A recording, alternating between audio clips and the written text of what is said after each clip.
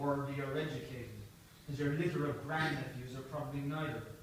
Were our efforts really meant to be directed to keep feckless young Ken in bread and butter and plenty of it? Whatever they were, our efforts were wasted, as were our lives. I maintain my position. Those less worthy in society just take whatever they are given. And lately, they don't even rise to take the more. If they will not shift their arses to claim the bounty, why suffer ourselves to dispense it? The hungry feed, the runt takes what he can get. A reckoning is coming, and I hope the runts rise up and feed on Ken then, so I do. And what would you have done so differently? Let me begin by saying that your actions are a disgrace. Your tiger sank tooth and claw into the dreams of our people. You pour gravy on bodies already fat while leeching creativity from souls, leaving the spirit of Ireland like bleached bones under the sun. The poor, always with us, have just been moved from the poorhouse to McDonald's as you attempt to cement their poverty of body to the poverty of spirit also. And you're one to talk of poverty of spirit. I alone amongst us sought to see the face of God, while the rest of you gloried in I your sought money. to see the face of liberty, brother.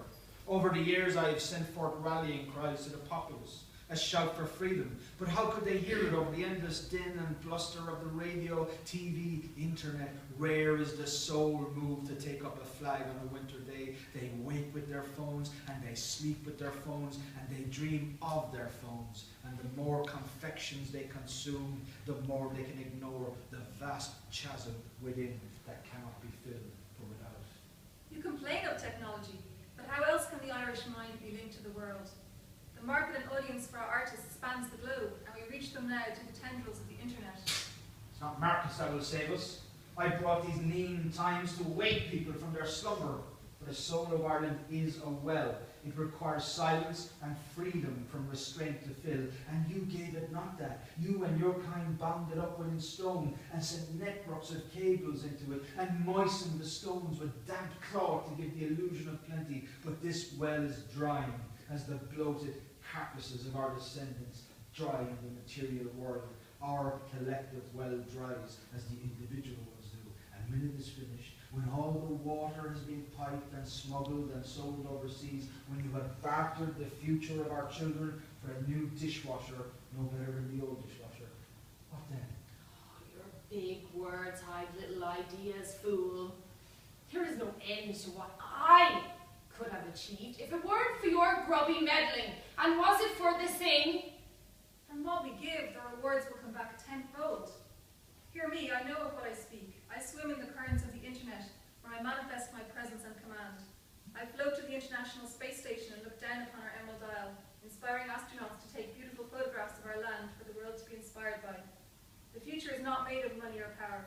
It's forged in shared global thought and connection. No! Rewards come not from the outside, but must be born within. The old wells run dry, and when not a drop remains, the land of saints and scholars will weep a rain of despair. But this rain of misery, far from being the death knell of Ireland, will instead fill the wells with new stories. I took from them all they considered important. But they'll understand. They'll realize that I took nothing, gave everything. Will they now? Have they been so bewitched by injustice before? Did they rise against the tyranny of the church? Against the lies of the government? Against the thievery of the banks? What makes you think this will be the straw that breaks the camel's back? For this land, I fear one rising was enough. The rising I supported with every mote of my power, but it wasn't worth it. Jesus, you all live in the past. For one clings to elitism, the other clings to poverty as a catalyst of creativity. And you cling to nothing anymore. You've abandoned hope. Only the future can save us. Only with technology and science can our mission be realized. I sent our diaspora fleeing from ignorance, scattered like seeds of promise in every country on earth. Now I call them home again, and we will build an intellectual property boom to rise to the stars. Wow.